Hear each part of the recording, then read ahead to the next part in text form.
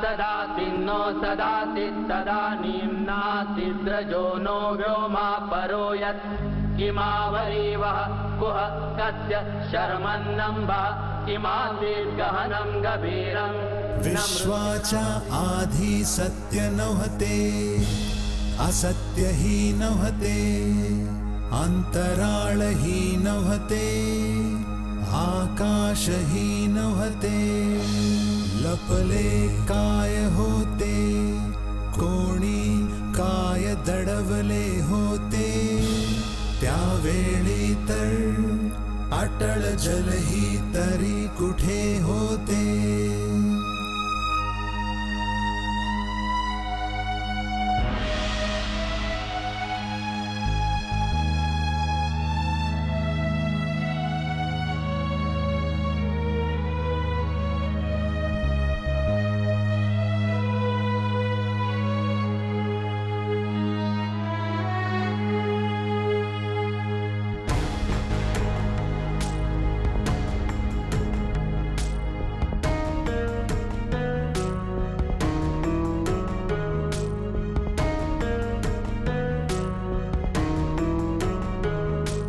सृष्टीचा कोण करता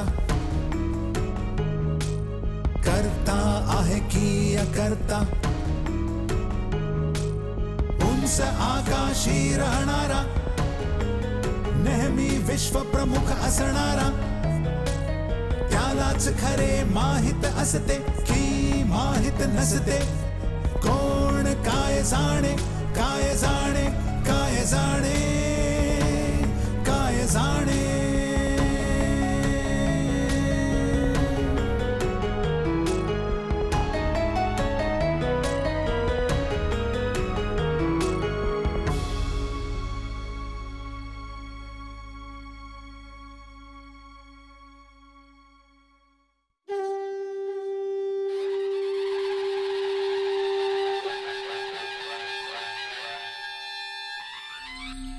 पश्चिमी घाटांमधल्या साथीदारांच्या मदतीने शिवाजीने अनेक किल्ल्यांवर ताबा मिळवला आणि औरंगजेबाच्या सेनापतींना भयंकर त्रस्त करून सोडलं। दक्षिणेतील मोगल अधिकारी त्याला इतक्या मोठ्या प्रमाणात घाबरायचे की ते स्वतःच्या संरक्षणासाठी त्याला धन देऊ लागले। हाच तो चौथ म्हणजे कराचा चौथा हिस्सा होता जो मराठे जिथे जात तिथे वसूल करायचे। अशा तऱ्हेने मराठ्यांची शक्ती वाढतच गेली आणि मोगल सल्तनत कमजोर होत गेली। संपतराव, काय विश्वास नाही हो बसत की इथली सगळी जमीन पूर्वी नापीक होती। सर्व शिवाजी महाराजांची करामत आहे। हो, त्यांनी सुरुवातीलाच ठरवलं होतं की इथले कुणबी आणि शेतकऱ्यांचं जीवन बदलून टाकीन मी। ह्याने बघा कुणबी खुश होऊन गेले, तरी महाराजांनी स्वतःच्या बांधवांना मात्र अनेक वेळा चांगली वागणूक नाहीच दिली। जावळीच्या चंद्रराव मोरेंविषयी बोलताय तुम्ही? बांधवांपैकी पण होते ते, पण रयतेचे शत्रू सुद्धा होते। तुम्ही चंद्रराव मोरेंविषयी बोलताय हो। महाराजांनी संभाजीराव मोहितेला देखील धडा शिकवला जो महाराजांचा मामा लागायचा तसा। तसे स्वराज्याचे खरे शत्रू राहिले आदिलशाही आणि मोगलांची सल्तनत। खरं आहे, पण दोघांच्याही बरोबर महाराज एकत्र कसे लढणार? जेव्हा सुलतान मोहम्मद आदिलशाह स्वर्गवासी बनले तेव्हा औरंगजेब जो दक्षिणेतला सुभेदार होता बिजापूर मिळवायच्या प्रयत्नामध्ये लागला। तेव्हा शिवाजी महाराजांनी संदेश पाठवला की महाराज त्याच्या साथीने मिळून बिजापूरसाठी लढण्यास तयार आहे। असं केल्याने पण त्यांना काय मिळालं? अरे, महाराजांना मोगलांकडून हवं होतं की त्यांनी मराठ्यांना स्वतंत्र सत्ता मानावी आणि बिजापूरचा विद्रोही सरदार नाही। मग औरंगजेबाने मानलं हे? अरे, तो मोठा चतुर लेखाचा, त्याने कुठलंच पक्क वचन नाही दिलं। तर मग काय, महाराजांनी मोगल इलाक्यांवर धावा बोलायला सुरुवात केली।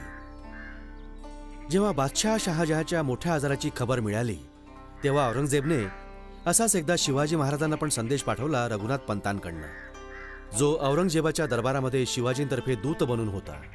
पहिला तुमचा हा शिवाजी राजा मदतीचा पैगाम पाठवणार, बर मग मुघल इलाक्यांमध्ये लुटमार माजवणार, हा अखेर काय मजाक आहे? हुजूर, शिवाजीराजे स्वतःच्या कृत्यामुळे पस्तावले आहेत, म्हणून विनंती केली की त्यांना माफी दिली जावी। याच्याशिवाय आणि जे किल्ले आणि इलाक्यांवर त्यांचा कब्जा आहे हुजूरांनी त्यांच्या जवळच राहू द्यावेत. शिवाजी राजे तर तुमच्या वतीने फक्तच त्यांची देखभाल करणार. शिवाजीची वागणूक माणशी नाहीये की माफी द्यावी, पण म्हणतोय पश्चाताप झालाय त्याला, यासाठी आम्ही शिवाजीला माफ करीत आहोत. हुजूरांची कृपा आहे. शिवाजी राजे पुढे असंही सांगतात की ते त्यांच्या पित्याचा जागीरचा इलाका, कोकणचा इलाका, बऱ्याच किल्ल्यांचा निजामशाहीचा तो इलाका, ज्याच्यावर आज आदिलशाहीचा हक्क आहे, त्यांची मरम्मत करून फक्तच तुमच्यासाठी त्यांची देखभाल करणार. 500 घोडस्वारांच्या ताफ्यासकट सोनू पंतांना आमच्या सेवेमध्ये पेश केलं जावं, तेव्हा आम्ही शिवाजीच्या विनंतीवर विचार करू म्हणावं. जो हुकूम. मीर जुमला, शिवाजीच्या बोलण्यावर विश्वास ठेवणं शक्य नाहीये. पूर्ण पाळत ठेवा. माझी पूर्णपणे नजर राहील हुजूर. शिवाय अहमदनगरच्या सुभेदाराला पण सांगा जरा जपून, कारण मोगल फौज हट्टाच शिवाजी शहरावर हमला करणार नक्कीच.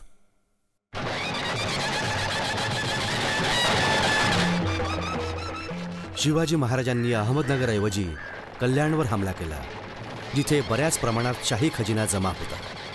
तिथनं पुढे जात त्यांनी आणखी अनेक गडांवर ताबा मिळवला, ज्यांच्यामध्ये सगळ्यात किमती होता माहुली.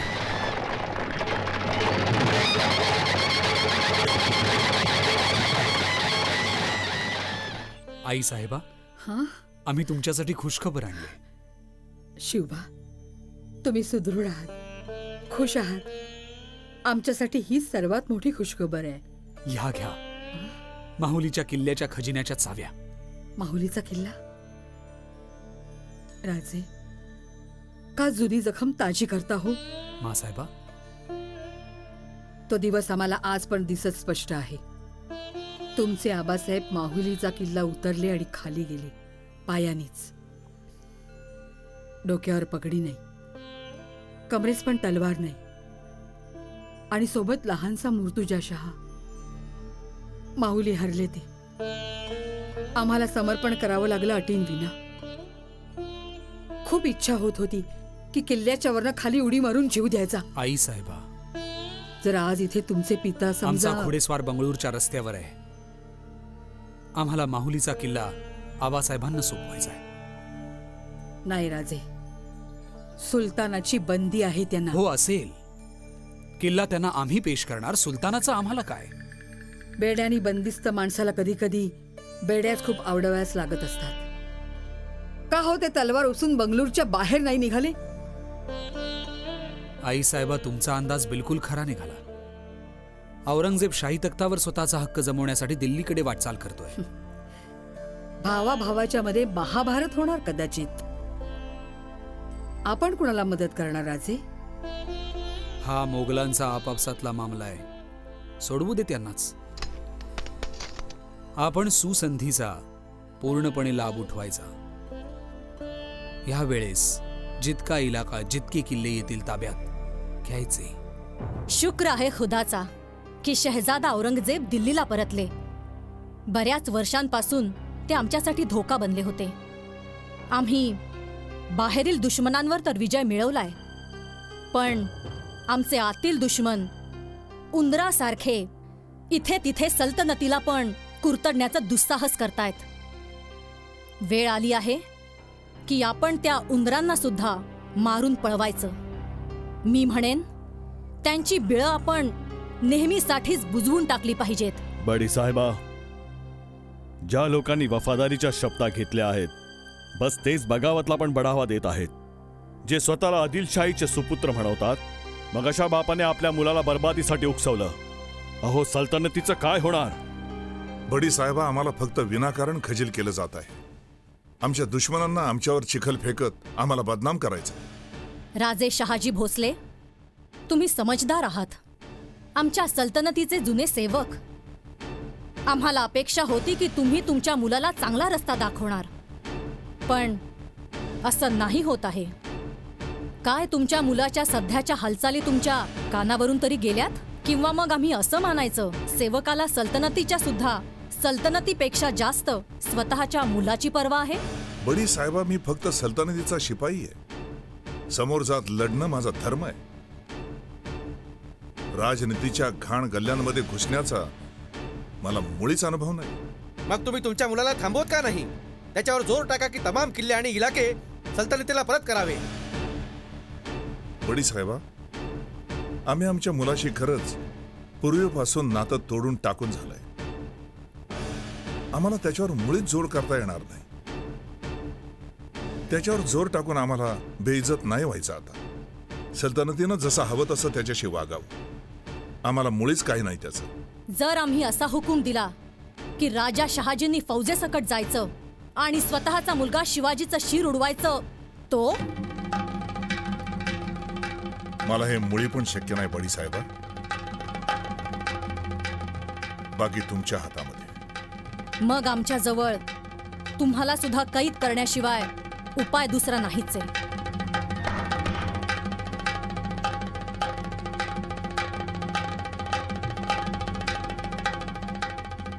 आम्हाला हे जाणायचं आहे की तुमच्यामध्ये कोण आहे जो ही जबाबदारी उचलायचं पण साहस करेल. एक मामूली वतनदार आपल्या सल्तनतीला पूर्ण आव्हान देत आहे, पण आमच्या बहादुरांची जमिनीकडे नजर लागली. गुस्ताखी माफ बडी साहिबा. शिवाजी ह्यावेळेस मामूली वतनदार नाही आहे. शिवाजीच्या हातामध्ये ह्यावेळेस 40 किल्ले आहेत, अनेक हुशार घोडेस्वार, शिवाय 50,000 पैदल शिपायांची फौज आहे. आपल्या फौजेत काढून टाकलेल्या पठाण तुकड्या पण आता त्याला जाऊन मिळाल्यात. शिवाय त्याचा इलाका पहाड आणि जंगलांनी घेरला आहे, जिथनं तो लपून छापे मारत आलाय. शिवाजीशी समोरनं लढणं खूप कठीण. तो समोर येतच नाही कधी. तर तुम्ही सर्व आमचे शूर मुळात इतके घाबरता त्याला की मुकाबल्याच्या नावानेच दातखिळी बंद होते सगळ्यांची. खैर, आम्हालाच मग त्याचा बंदोबस्त करावा लागेल. हा अफजल खान असताना बडी साहेबांना मुळी पण कष्टी व्हायची जरूरत नाही. खरा शूर तू अफजल खान. तुझ्यावर गर्व वाटत आहे. मी हुजुरासमोर शपथेवर सांगतो की शिवाजी मराठ्याला बघा मी टट्टू सोबत उचलून आणून टाकणार. शिवाय मला घोड्यावरून उतरावं पण नाही लागणार. खुल्या मैदानामध्ये उतरत मुकाबल्यासाठी तयार नाही झाला तो, मग तुला पण त्याला कपटाने घेरावं लागेल. फुसलावून त्याची अशी खात्री पटवावी लागेल की आम्ही त्याला माफ करणार. शिवाय राजा मानायला पण तयार आहे. जसं पण होईल, शिवाजीला जिवंत किंवा मुर्दा पकडून आणस तू. तुम्ही बेफिक्र राहा बडी साहेबा. पक्का त्याला पकडून मी तुमच्या समोर आणून फेकेन. जिवंत की मुर्दा हे अल्लाह निश्चित करणार. निघण्याच्या पूर्वी सगळ्या देशमुख लोकांना आणि मराठा सरदारांना पण हुकूम पाठव की म्हणावं सर्वांनी शिवाजीच्या खिलाफ आपल्याला मदत करायला पूर्ण तयार राहायचं. बरं नाही तर आम्ही सर्वांची जागीरच जप्त करणार लगेच. सुलतान अली आदिलशहा सर्वेसर्वा बिजापूरचं एक खास आणि व्यक्तिगत शाही फरमान कान्होजी जेधेंच्या नावे. सन सुहूर 1059. शिवाजीने आमच्या इलाक्यातील अनेक किल्ल्यांवर बेकायदेशीर ताबा मिळवलेला आहे. त्याला तिथून हटवण्यासाठी आणि धूळ चारण्याच्या गरजेने आम्ही खाने आझम अफजल खान जंग बहादूर ह्यास त्या सुभ्याचा सुभेदार मुकर्रर केला आहे. तर तुम्हाला हुकूम दिला जातो आहे की तुम्ही त्यांच्या सांगण्याप्रमाणे चालावं. तुम्ही याला तुमचं कर्तव्य समजून शिवाजीला चिरडायला आणि नेस्तनाबूत करण्यास शक्य ती सगळी मदत करावी. असं दिसतंय आम्हाला चिरडण्याची पूर्ण तयारी केली गेली आहे. आबासाहेबांनी काय भूमिका घेतली तिथे? असं ऐकलंय त्यांनी तुमच्या प्रकरणातून हात काढून घेतले आहेत. ते अजून करू तरी काय शकतात?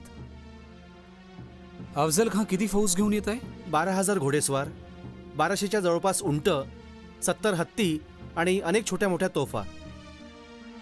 माणसं तशी आपल्याजवळ जास्त आहेत, पण ना तितके घोडे ना तितक्या तोफा. राज, आमच्यासाठी काय आदेश आहे? येसाचे आम्ही अफजल खानशी लढणार, पण मैदानामध्ये नाही. लढाई पण होईल तिथे जिथे आमची इच्छा असेल. तुम्ही सगळ्या किल्लेदारांना सावध करा की सतर्क राहा. शिवाय आपल्या कुठल्याच माणसाने खानास नाही भिडायचं. मी कान्होजी जेधेंना काय उत्तर द्यायचं? लिहा. शिवाजी राजेंच्या वतीने कान्होजी जेधे, कापे भोर, किल्ला रोहिदा. तुम्ही जे पत्र पाठवले त्यावरून सर्व आम्हास माहीत पडले. तुम्ही लिहिले की खाने आझम अफजल खाने तुम्हास जावळीच बोलाविले आहे, जिथल्या बाजूस तो स्वतः फौजे सकट चालू पडलाय. खाने आजमानशी तसे तुमचे अनेक वर्षांचे संबंध आहेत. यासाठी तुम्हा सुद्धा जावे लागेलच. तरी जाण्यापूर्वी तुम्ही जामीन मागावे, कारण तो दगा देण्यास पण प्रसिद्ध आहे. ह्या कामासाठी तुमचा मुलगा किंवा अन्य कुणास तुम्ही पाठवावे. स्वतः मात्र कधी पण नाही जायचे. तुम्ही समजला असालच. अजून मुळीच सांगण्याची गरज नाही.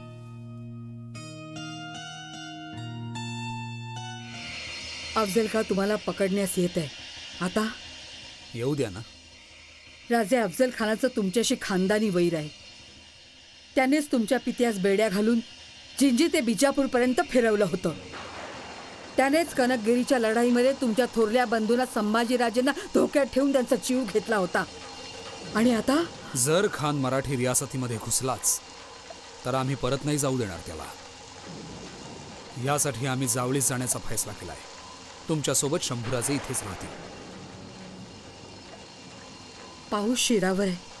शिवाय जावळी जंगल. खान आम्हा शोधत शोधत जावळीच्या जंगलामध्ये घुसणार म्हणून फसणार.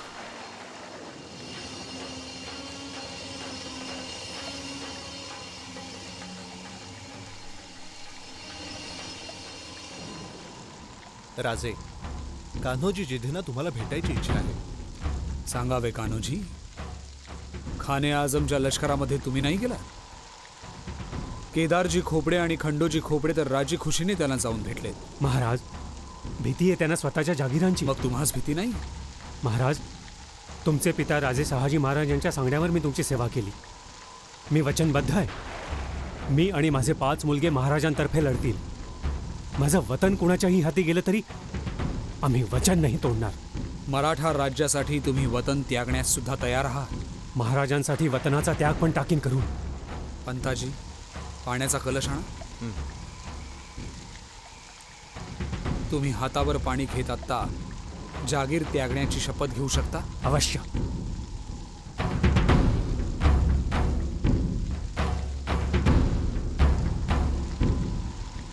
मी पाणी हातात घेत शपथ घेतलीये की वतन त्यागत वचन देतोय. मरेपर्यंत राजे शिवाजी महाराजांना साथ मी आणि माझे 5 मुलगे देणार.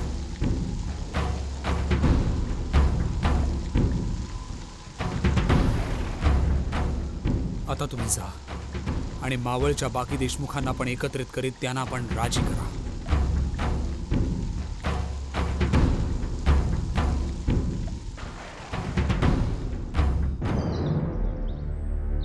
आम्हाला ज्याची शंका होती तीच गोष्ट घडली.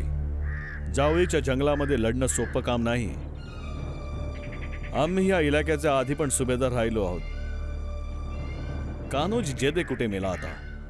तो ह्या इलाक्याचा टप्पा टप्पा जाणत आहे. हुजूर, तो तर शिवाजीला मिळालाय. सौताच्या 5 मुलांसकट. खबर हाय त्याने सौताच्या जागिरीवर पाणी सोडलं आहे. इतकंच नाही, बाकी देशमुख भी तोडत आहे. यावेळेस आम्हाला प्याद्यांची नाही, बादशाची फिक्र आहे. तो हरला की तो स्वतःच माफी मागायला येणार आहे. सिद्दीलाई हा फलटणचा जागीरदार शिवाजीचा साला आहे ना? जी हुजूर. मग त्याच्यावर हमला बोला लवकर. शिवाय त्याला गिरफ्तार करा तुम्ही. आपण नाक दाबून आता तोंड उघडलं पाहिजे त्याचं. शिवाय मंदिर पण तोडायला हवीत थोडी. मंदिरात पडलेला खजिना आपल्या कामी येईल. आणि हुजूर, पुण्याच्या बाजूला कूच केव्हा करायची? पुण्याला जाणं ठीक नाही होणार. कसं होईल सिद्दी इलाई, जर आम्ही वाई पोचता शिवाजीला भेटण्याची दावत दिली, मग त्याच्या बाजूने दोस्तीचा हात पुढे केला तर? ठीक आहे. आणि या कामासाठी आपल्याला एक विश्वासाचा दूत बघावा लागेल. असा माणूस पण ज्याच्यावर शिवाजीचा विश्वास असेल. राजे, खान ए आझम अफजल खान साहेबांचे वकील कृष्णाजी शास्त्री. स्वागत आहे कृष्णाजी शास्त्री. आमचं सौभाग्य आहे की तुमच्यासारखे वेदशास्त्री विद्वान या मंदिरामध्ये विराजले आहेत. तुम्ही पण जाणतच असाल, हे रामदास स्वामींनी बनवलं होतं. तर वाई ते इथवरची यात्रा कशी झाली? रस्ता वाकडा तिकडा आहे, धोक्याचाही फार. चिंतेचा मुळीच विषय नाही. धोका जंगली जनावरांचा आहे. आमची खुशकिस्मती आहे की खाने आजमनं आमची आठवण पण झाली. खाने आझम तुम्हाला स्वतःकडून शुभकामना पाठवित आहेत. शुभकामना आम्हास पंढरपूर आणि तुळजापूरून मिळून चुकल्यात तशा. खाने आझम जर आमच्यावर रागावले तर हा राग मंदिरं आणि गरीब रयतेवर का हो काढतात ते? अक्कल नसलेल्या अधिकाऱ्यांची चूक समजावी ही राजे. खाने आझमला सुद्धा याचं फार वाईट वाटलंय. आता सांगा खाने आझमचा आमच्यासाठी काय हुकूम आहे? अहो, तुमच्याशी मैत्रीची इच्छा आहे त्यांची. शिवाय जाणून घ्यायचंय त्यांना की तुमचा इरादा काय आहे. अहो, हे खाने आझमच्या इराद्यांवर अवलंबून आहे. आम्हाला चारी बाजूंनी घेरून टाकलंय. आमची सुद्धा समजोत्याचीच इच्छा आहे. आता खाने आझमच्या मनसुब्यांची जबाबदारी कोण घेणार आहे? जर समजा आमच्याशी दगाबाजी केली त्यांनी, मग दगाबाजीचा प्रश्नच येत नाही राजे. तुम्ही निश्चिंत राहा. शास्त्री, तुम्ही माता भवानीच्या दरबारामध्ये बसला आहात. काय तुम्ही मातेच्या समक्ष शपथ खाऊन सांगणार आहात की अफजल खानच्या नियतीमध्ये कुठलीच खोट नाहीये? बोला हो शास्त्री, एकाएकी चूप का म्हणून झाला? चाकरी करतो मी तुर्कांची, पण माझा जन्म झालाय ब्राह्मण परिवारामध्ये. भवानी मातेच्या समोर खोटं नाही बोलता येणार. तर मग सांगा, आम्ही अफजल खानची भेट घ्यायची की नाही? भेट तर तुम्हाला घ्यावीच लागेल राजे. पण मी विजापूरमध्ये ज्या अफवा ऐकल्या होत्या त्यावरून दिसतंय की तुमच्याशी विश्वासघातच होणार. बोलायला नका लावू आणखी. मला स्वामींच्या मिठाला जगावंच लागेल. शिवाय देवीच्या चरणांसमोर खोटं पण नाही बोलता येत. एका बिचाऱ्या ब्राह्मणाची परीक्षा मात्र नाही घ्यायची राजे. आम्हाला तुमची पण अडचण समजते कृष्णा शास्त्री. आमच्यातर्फे खाने आझमला एक विनंती करायची. आता ऐका, आम्ही घाबरतो मंदिरात खोटं वचन करायला. सत्य बघा हे आहे की आम्ही खानाला आणि फौजेला त्याच्या घाबरलोत अतिशय. यासाठीच त्याच्या पाडावामध्ये जायचं आमच्यात साहस नाहीये. तुम्ही म्हणूनच आम्हाला इथे आमच्या जवळपासच भेटण्यास कृपया त्याला राजी करा. त्यांनी सोबत फक्त 4च माणसं घेऊन यायचं. मग आम्ही पण असंच करणार.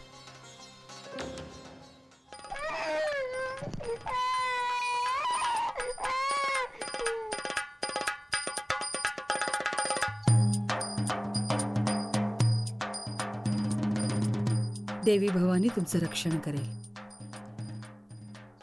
या भेटीमुळे आम्हाला न जाणो का बेचैनी होत आहे. अफजल खानचं दुसरं नाव आहे दगाबाजी. तुम्ही सावधान राहा जरा. तुमच्या आणि देवीच्या कृपेने आम्ही यशस्वी होणार.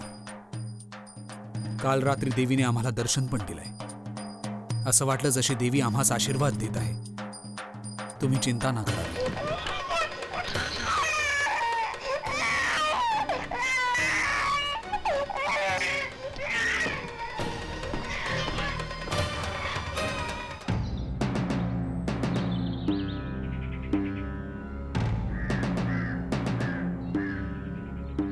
थांबा थांबा, कृपा करून थांबा.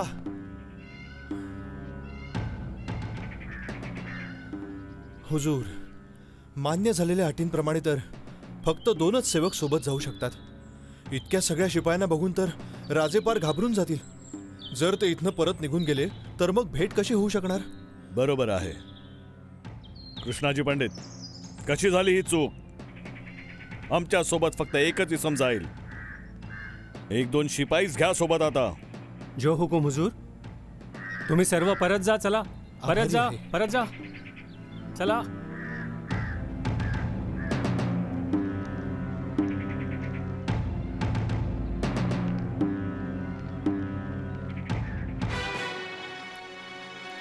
राजा खान निघाला आहे. आम्ही पण तयार आहोत.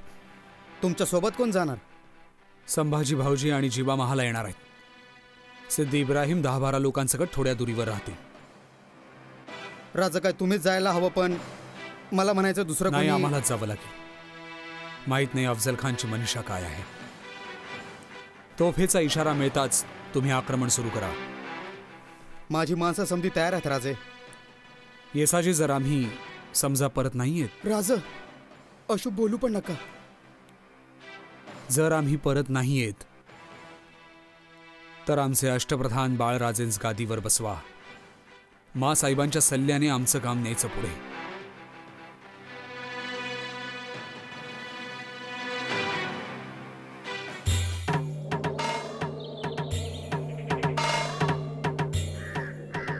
इब्राहिम जी. हा खानच्या मागे कोण उभा आहे? सय्यद बंडा आहे हुजूर. हा जबरदस्त पट्टेबाज आहे. जीवा. जी राज. याला बघतो, याच्यावरनं नजर नाही हटवायची. जी राज.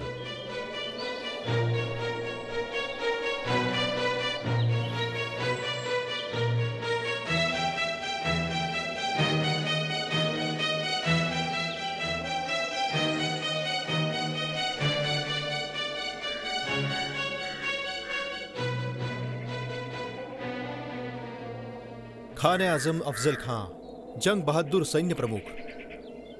महाराज शिवाजी भोसले. मग तूच तो फर्जंदे सल्तनते आदिलशाही, शहाजीचा बेटा शिवाजी. बुटका आहेस पण बुद्धिमान दिसतोयस. कृपा आहे झालं. म्हणजे मग तू आमच्या जुन्या दोस्ताचा आणि साथीचा मुलगा ना रे पोरा. ये शिवाजी दूर का म्हणून उभा तू. मिठीत या आमच्या तू.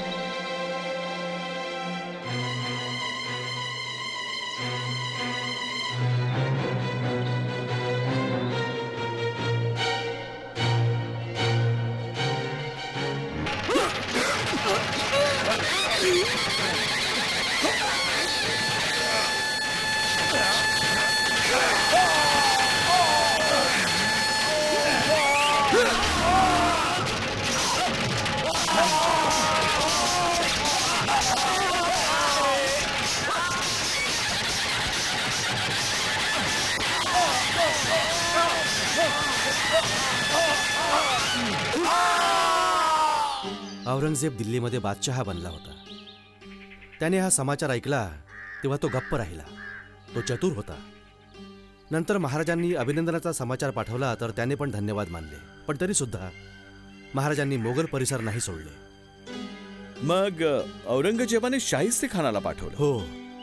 शाहिस्ते खान 77,000 घोडेस्वार आणि 30,000 पायदळाचे शिपाई घेऊन रस्त्यात पार सर्व बर्बाद करीत करीत पुण्याला पोहोचला आणि लाल महालामध्ये म्हणजे महाराजांच्या राहत्या महालामध्ये तळ ठोकला. महाराजांनी मुळीच प्रतिकार केला नाही. कसे करणार. अफजल खानच्या मृत्यूची बातमी मिळताच बडी बेगमनी विशाल सैन्य महाराजांना पकडण्यास पाठवलं आणि महाराज कोल्हापूरजवळ पन्हाळगडावर घेरले गेले. काही 4-5 महिन्यानंतर रात्रीच्या अंधारामध्ये जेव्हा मुसळधार पाऊस पडत होता, महाराज तिथनं पळून रायगडला पोहोचले. पण पुण्यामध्ये शाहिस्ते खान बसला होता ना? त्याविषयी नंतर सांगतो. ह्याच काळात शहाजी महाराजांचं त्यांच्या मुलाला भेटण्यास स्वराज्यामध्ये येणं झालं.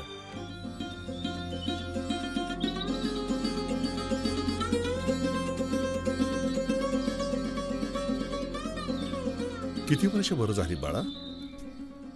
आता पण तू स्वतःच मुलांचा बाप बनलायस. राणी साहेबा, आम्हाला वाटतंय की आम्ही आरशामध्ये स्वतःचं प्रतिबिंब पाहत आहोत. 30 वर्षांपूर्वीच. खरंय ना? खरंय महाराज. माहुलीवरच्या तुझ्या विजयाची बातमी ऐकली म्हणून डोळ्यात पाणी उभं राहिलं. तेव्हापासूनच तुला भेटण्यासाठी डोळे व्याकुळ झाले होते. राजे, तुमचे पिता भाऊक आहेत. यांना कविता आणि शायरीचाही शौक आहे. राजे, कविता आणि शायरीच्या शौकनेच आम्हाला तुमच्या मासाहेबांचं बोलणं समजायची आणि शिकायची ताकद दिली. माहुलीचा किल्ला तुमच्या चरणामध्ये भेट करायचा होता आबासाहेब.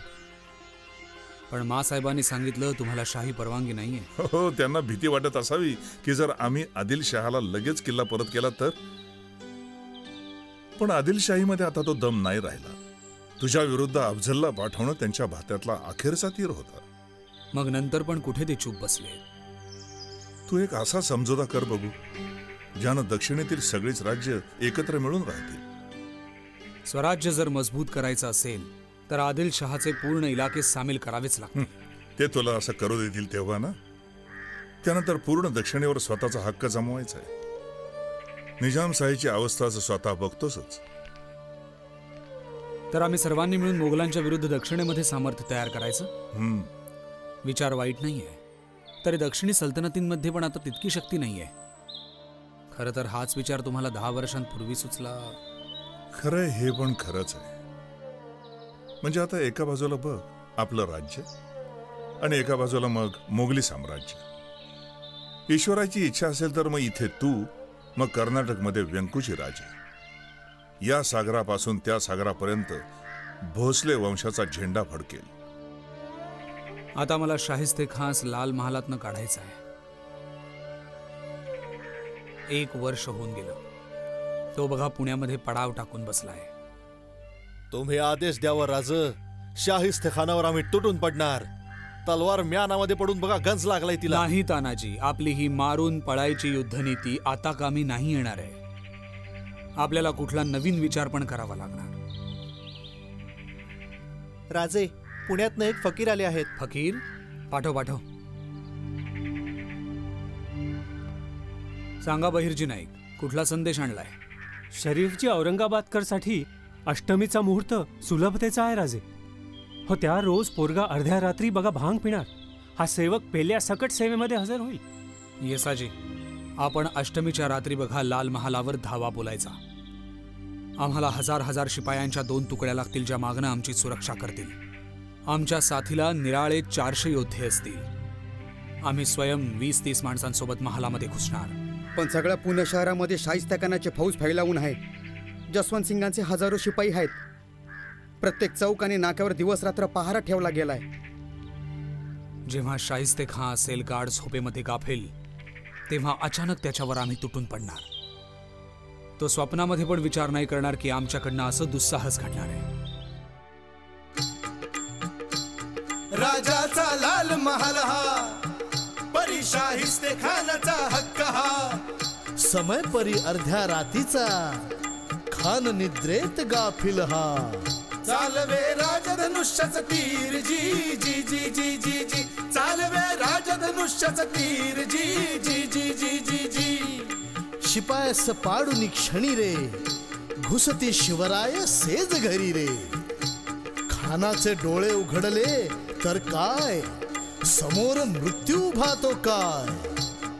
एकाएकी बेगम किंचाळे, ज्योतिष लगेच त्या विझवे. जीव जाईल हे कळता, उडी मारूनी तो पळाला.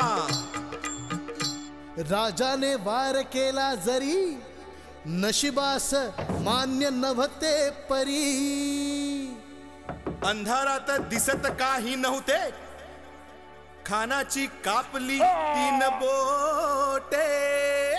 सेनापती घाबरून तो पळे जी जी जी जी जी जी. सेनापती घाबरून तो पळे जी जी जी जी जी जी. सेनापती घाबरून तो पळे जी जी जी जी जी जी.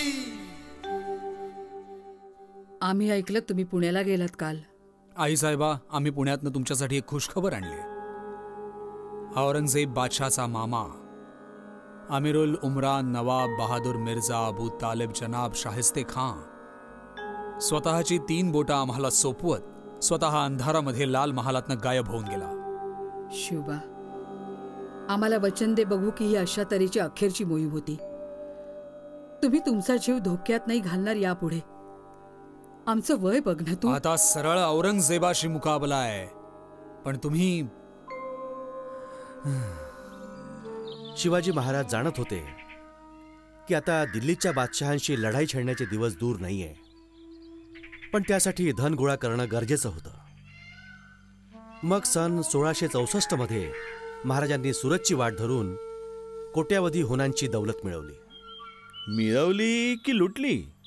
अरे भाऊ श्रीधर पंत, राज्य काय फक्त तलवार आणि गोड शब्दांच्या बळावर चालत असतं? मग औरंगजेब पण फार संतापला असेल. नाही, तो पण टकरीचा माणूस होता. यावेळेस त्याने राजा जयसिंगाला 80,000ची फौज घेऊन रवाना केलं. राजा जयसिंग मुरलेला खेळाडू होता. त्याने महाराजांचा सफाया करण्यासाठी शक्ती आणि युक्ती दोन्हींचा प्रयोग केला. महाराज 4ही बाजूंनी घेरले गेले आणि अखेरीस त्यांना हार मानावी लागली. याने त्यांचे साथीदार नाही बिघडले? का नाही बिघडले? महाराज जेव्हा पन्हाळगडाच्या लढाईमध्ये मोगलांना सामील झाले तेव्हा त्यांचे सेनापती नेताजी पालकर जाणून बुजून उशिरा पोहोचले आणि महाराज पराजित झाले. जेव्हा नेताजींना काढून टाकण्यात आलं तेव्हा ते झटदिशी आदिलशहाला जाऊन मिळाले.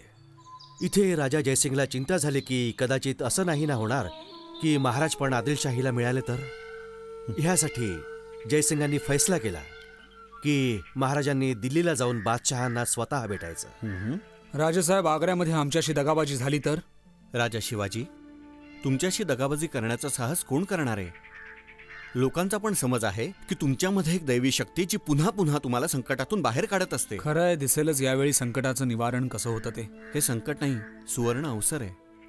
तुम्ही आमचं म्हणणं माना आणि आग्र्याला जा. मग शिवाय तुम्ही स्वतःतर्फे तर नाही जात आहात. बादशाहाने तुम्हाला बोलावणं पाठवलंय. अहो, असंही असेल ते तुम्हाला दक्षिणेचा सुभेदार मुकर्रर करतील. तेच दक्षिण जे आजपर्यंत सेनापतींसाठी दफनभूमी सिद्ध होत आली आहे. काय माहीत, कदाचित तुमच्या हातात हुनांचा पाऊस होईल तिथे. मोगलांच्या चाकरीमध्ये फार धोके आहेत राजासाहेब. दक्षिणेचा राजा आम्हाला स्वीकार केला तरी खूप आहे, तरी पण आम्हाला त्याच्या नियतीवर शंका आहे. राजा शिवाजी, तुम्ही बेधडक आग्र्याला जाता. तुम्हाला मुळीच धोका नाही होऊ शकणार. आमचे चिरंजीव युवराज रामसिंग तुमची देखभाल करतील. आम्ही तुम्हाला वचन देत आहोत, जर बादशहाने तुम्हाला धोका दिलाच तर आम्ही भवानी मातेच्या चरणामध्ये आमचं मस्तक चढवणार. सुभा दक्षिणेतनं सरदार शिवाजी.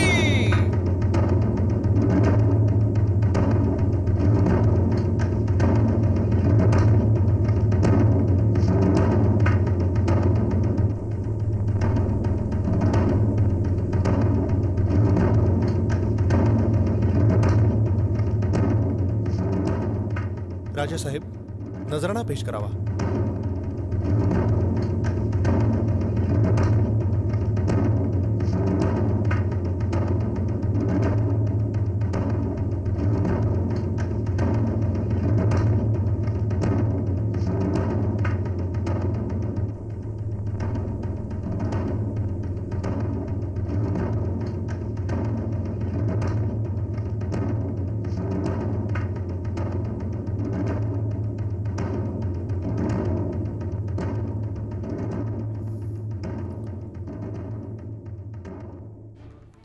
आम्हाला कुठे उभं केलं गेलंय? 5,000 मनसबदारांमध्ये. 5,000ची मनसबदारी आमच्या मुलाला संभाजीला दिली गेली आहे. आमच्या पुढे कोण उभा आहे? राजा जसवंत सिंग. हा पळपुट्या जो आमच्या फौजेला पाठ दाखवून पळाला होता. आम्ही हे सहन नाही करू शकत. आम्ही जात आहोत. राजासाहेब, राजासाहेब, राजासाहेब, हे तुम्ही काय करताय? रामसिंग, तुम्ही तुमच्या बादशाला विचारा आमचा अपमान का केला जात आहे. आम्ही आल्यापासून आमचा अपमान केला जात आहे. आमच्या स्वागतास कोण पाठवलं जात आहे? एक मुंशी. आम्हास 5,000 मध्ये उभं केलं जातं. जसवंत सिंगच्या मागे आम्हाला फक्त सरदार म्हटलं जातं. कसला सरदार? आम्ही स्वतंत्र सार्वभौम राजा आहोत, कुणाचे सरदार नाही आहोत. राजासाहेब, याचा परिणाम चांगला नाही होणार. काय करणार तुमचा बादशाह? आमचं शिर उडवणार हेच ना? आम्हाला याची पर्वा नाही. राजासाहेब, माझी विनंती आहे, तुम्ही आज जाऊन. आम्ही चाकरी करण्यास नाही आलो इथे.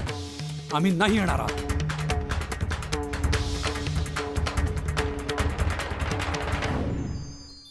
शिवाजी, तुम्ही खूप रागवत भर दरबारात उठून निघून गेलात. काय आम्हाला तुमच्याकडून कारण कळेल? दक्षिणेच्या राजास तुम्ही 5,000 उभं केलं, काय तुम्हाला शोभलं का? हे सरळे, इतका छोटा हुद्दा तुम्ही कबूल करायला तयार नाही आहात. ही चूक आमच्या कारकुनांची आहे. आम्हाला तुमच्याशी दोस्ताना संबंधाची इच्छा आहे. तुम्ही आम्हाला छोट्या भावासारखे आहात. तुम्ही भावांस तुमच्या काय वागणूक दिलीत हे आम्हास चांगल्या रीतीने माहीत पण आहे. शिवाजी, आम्ही तुमच्या साफ बोलण्याला दाद दिली आहे. आम्हाला मराठ्यांसोबत दुश्मनी नाही वाढवायची. आता तुम्हाला जो तहनामा इच्छित आहे सांगा, आम्हाला मंजूर आहे.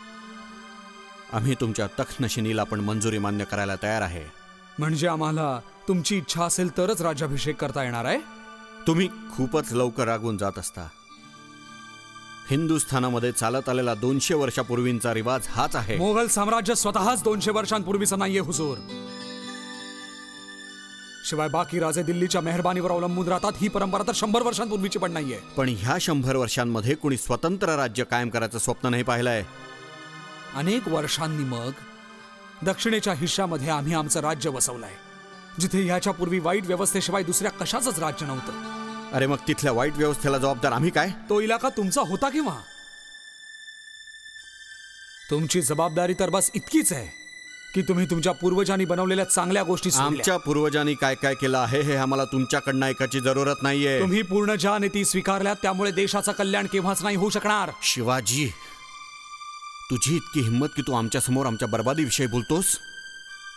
जर आम्ही राजा जयसिंगला शब्द दिला नसता आमचा, तर या दुस्साहसाची किंमत म्हणून आम्ही तुझं शिर केलं असतं धडा वेगळं. आमच्या समोरून जाता. राजासाहेब, जर तुला दिल्लीच्या तख्ताच्या हाताखाली नाही राहायचंय तर नको राहूस तू. आम्हाला पण तुझा चेहरा बघायचा नाहीये. रामसिंग, याला सलाबत खाच्या हवेलीमध्ये ठेवायचा आता. कडक पहाऱ्यात ते. जहापना, आमच्या वडिलांना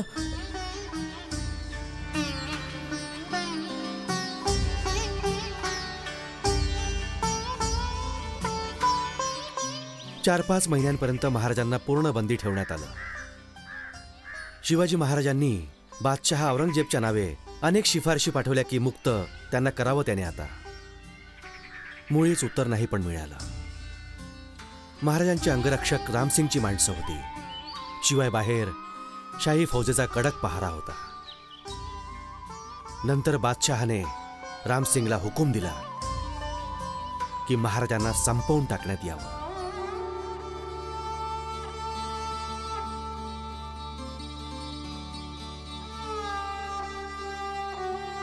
दरवाजा उघड. उघड दरवाजा.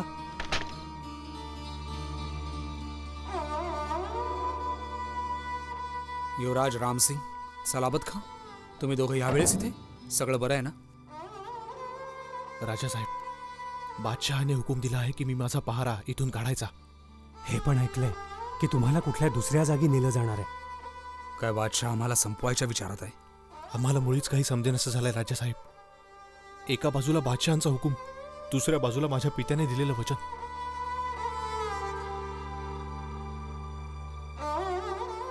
काय तुमची इच्छा आहे की आम्ही तुम्हाला वचनातनं मुक्त करायचं? त्याने काय होणार राजासाहेब? एकदा माझ्या पित्याने वचन दिलं आहे तेव्हा मी पण तुम्हाला वचनबद्ध आहे. राजासाहेब, आमची इच्छा आहे की तुम्ही इथनं गायब व्हायचं. जोपर्यंत तुम्ही आमच्या या हवेलीमध्ये आहात हे जमणार तेव्हापर्यंत. मग तुम्हाला फौलाद खां कोतवालच्या देखरेखीमध्ये ठेवलं जाईल. पण हवेलीवर सुद्धा फौलाद खानचे शिपाई उभे आहेत. तुम्ही सर्वप्रथम आता उद्या शहरातल्या गरिबांमध्ये मिठाई वाटा. मिठाई? आणि राजे, त्यापूर्वी तुम्हाला सक्त बिमारीमुळे पलंग पकडावा लागेल. कारण इथे रिवाज आहे बिमारीमध्ये मिठाई वाटायचा. रोज इथनं शहराकडे बघा, तुम्हाला मोठमोठ्या करंड्या जाताना पण दिसतील. सुरुवातीला बघा सक्तीने खूप तपास होईल, मग पहारे करायला सवय होते त्याची. जी जी जी जी जी जी कुणास येईन शंका. जी जी जी जी जी जी एक दिवशी मिठाई आली नवी भरविली, ठेवेना दक्षिणा मिठाई. ते एक भेदी बोलविती, कपडे अदला बदली करती. आपल्या जागी पलंगावर झोपवला, स्वतःही नोकराचा वेश केला. आपुल्या मुलास पेटीत बसविला, आपुल्या स्कंधावर भार उचलला. बनला राजा आज भोई.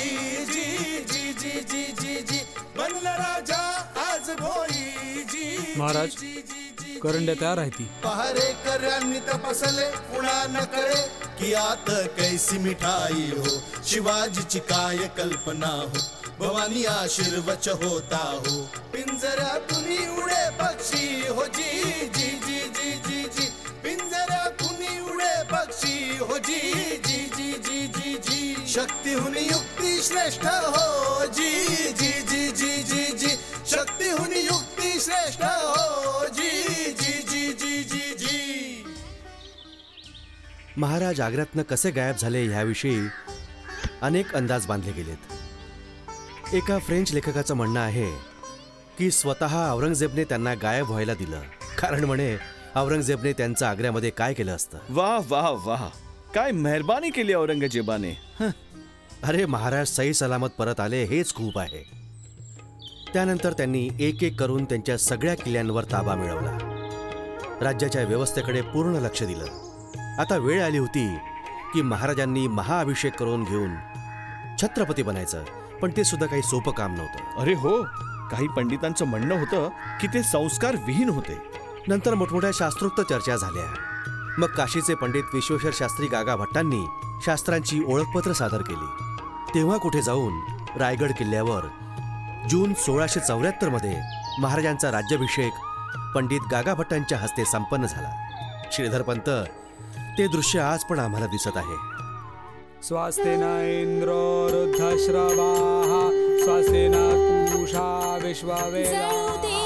सर्व पापी जळू दे सर्व पापी हिंदो सता भय हिंदो सता भय हो दे भक्तिमय हो दे भक्तिमय आनंदवन भुवन आनंदवन भुवन आनंदवन भुवन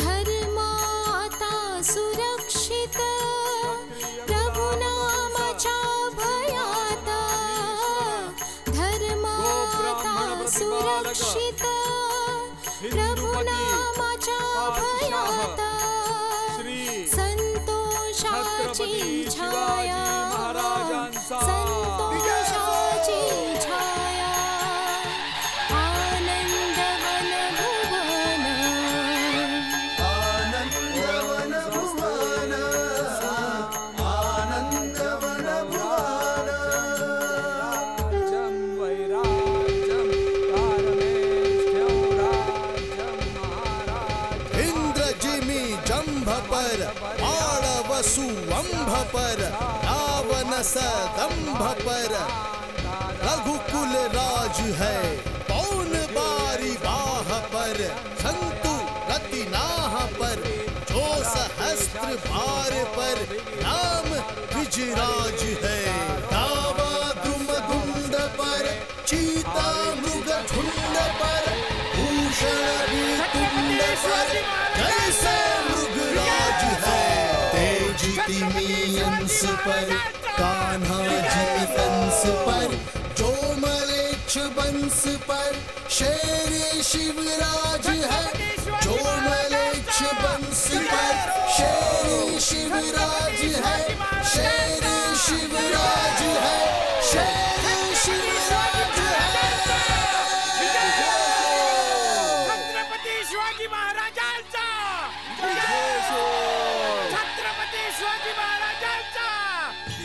छत्रपती शिवाजी महाराज उर्धतेकडे झुकत होते. तरी पण राज्याभिषेक झाल्यावर महाराजांनी दूर दक्षिणेपर्यंत आनंदवन भुवन स्थापित करून दाखवलं. मग 3 एप्रिल 1680 ह्या दिवशी महाराजांनी हा पृथ्वीलोक सोडून कूच केलं. विजयगाथा समाप्त होऊन गेली. आज 10 वर्षांनी मग परत गडावर माझं येणं झालंय. संपतराव, सन 1883 मध्ये मी आलो इथे, लक्षात आहे? तेव्हापासून आजपर्यंत तुम्ही शिवाजी महाराजांची कथा ऐकवत होता. मी असं सांगणार होतो, तुम्ही गडावरनं उतरू शकता. कसं काय? मला नाही समजलं. 10 वर्षापूर्वी तुम्ही म्हणाला होतात की महाराजांचा हुकूम नाही, मी गड सोडून नाही जाऊ शकत. आणि आता चाललंय सन 1893. आपले गंगाधर पंत टिळक आहेत ना, त्यांचे सुपुत्र बळवंतराव टिळकांनी शिवजयंतीचा उत्सव सुरू केलाय. शिवाजी महाराज पुन्हा आले आहेत संपतराव. यावं, त्यांचं स्वागत करा.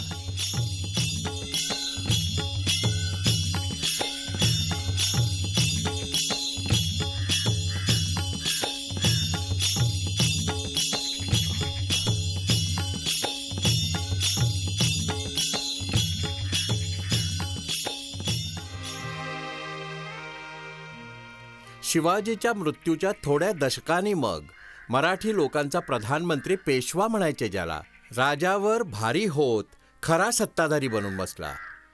दिल्लीचा बादशाह मोहम्मद शाह रंगीला इतका कमजोर होऊन गेला होता की मोहम्मदने सगळ्या दक्षिणेमध्ये चौथ वसूल करण्याचा मराठ्यांचा अधिकार मंजूर करून टाकला. इतकंच नाही, पेशवा बाजीरावांनी मालवा, गुजरात आणि मध्य भारतावर पण कब्जा जमवला. 1737 मध्ये पेशव्याची फौज सरळ दिल्लीच्या दरवाज्यांवर जाऊन पोचली. असं दिसायला लागलं पूर्ण हिंदुस्थानावर मराठ्यांचंच राज्य असेल. उत्तर भारत पूर्ण रीतीने मोडलं आणि बर्बाद होऊन गेलं. मग नादिर शहाचा वारसदार अहमद शाह अब्दालीने 1761 मध्ये पानिपतच्या जुन्या जंगी मैदानामध्ये मराठ्यांच्या एका मोठ्या फौजेला वाईट तऱ्हेने हरवलं. पानिपतच्या हारीने मराठ्यांना पण ऐन त्याच वेळेस कमजोर केलं जेव्हा ईस्ट इंडिया कंपनीची हिंदुस्थानामध्ये एक मोठी ताकद बनायची इच्छा होती. हिरण्यगर्भात् समवर्तताग्रे भूतस्य जातः पतिरेक आसीत् सदाधार पृथिवीं द्यामुते मां कस्मै देवाय हविषा विधेम.